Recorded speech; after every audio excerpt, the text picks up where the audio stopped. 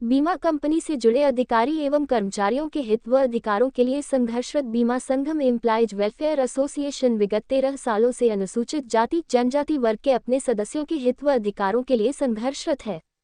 Association के राष्ट्रीय महासचिव रमेश हल्दर 3 दिवसीय प्रवास पर दिल्ली पहुंचे, जहां उन्होंने अपने साथी पदाधिकारियों के साथ संसदीय सचिवालय से लेकर ओरिएंटल इंश्योरेंस कंपनी के प्रधान कार्यालय में वरिष्ठ अधिकारियों से मुलाकात कर बीमा कंपनी से जुड़े सदस्यों की समस्याओं के संदर्भ में चर्चा की।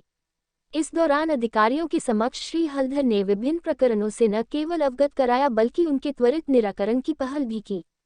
श्री हल्दर ने दिल्ली प्रवास के दौरान सर्वप्रथम संसदीय सचिवालय में joint secretary DR Shekhar, director VK सेलोन सहित राष्ट्रीय अनुसूचित जाति आयोग के प्रभारी चेयरमैन अरुण हल्दर से मुलाकात कर बीमा कंपनी के अधिकारियों के प्रमोशन सहित अन्य अधिकारों के संदर्भ में चर्चा की।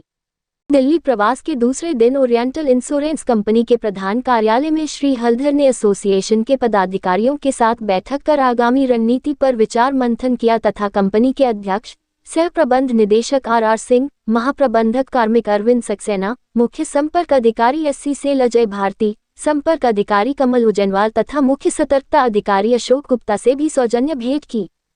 इस दौरान संगठन के पदाधिकारी KR वर्मा, मुकेश कुमार, श्याम सुंदर, दर्शन लाल, बलवीर एवं श्रीमती शशिबाला मौजूद थीं। प्रकाश महावर कोली की रिपोर्ट।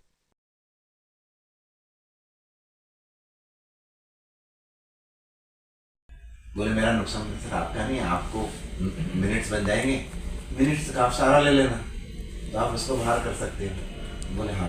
जो लोग अपने चले गए GM 70-75 साल के हो गए, अभी बुला रहे हैं। चांदना साहब का भी कर दिया अभी। हाँ, चांदना साहब को भी उसने फोटो भेजता है सबको। चांदना साहब हाईकोर्ट में बैठे हुए।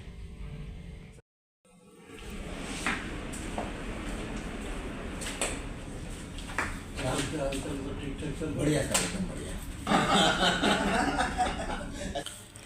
हमारे कर्मचारी अधिकारियों की अनेक समस्याएं थी।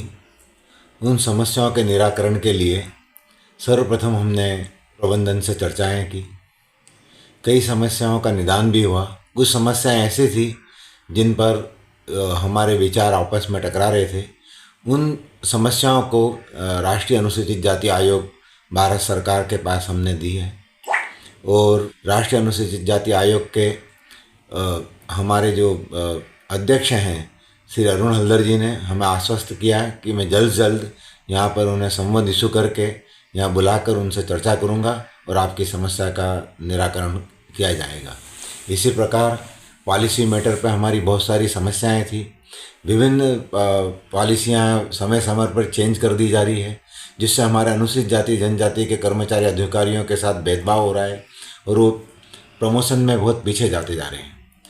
उस पॉलिसी मैटर पर हमने अनुसूचित जाति संसदीय समिति की अनुसूचित जाति कमेटी है, उनसे हमने चर्चाएं की और विभिन्न पॉलिसियों पर हमने चर्चा करके उन्हें हमारा एक लिखित में एजेंडा उन्हें दिया गया है और वहाँ से भी हमें आश्वासन प्राप्त हुआ है कि बहुत जल्द हम इसे निराकरण के लिए हम सबसे पहले लेटर दे रहे हैं और हर संभव प्रयास करेंगे कि उन्हें यहाँ बुलाकर आयोग में बुलाकर संसदीय समिति में बुलाकर हम उसका निदान किया जाएगा।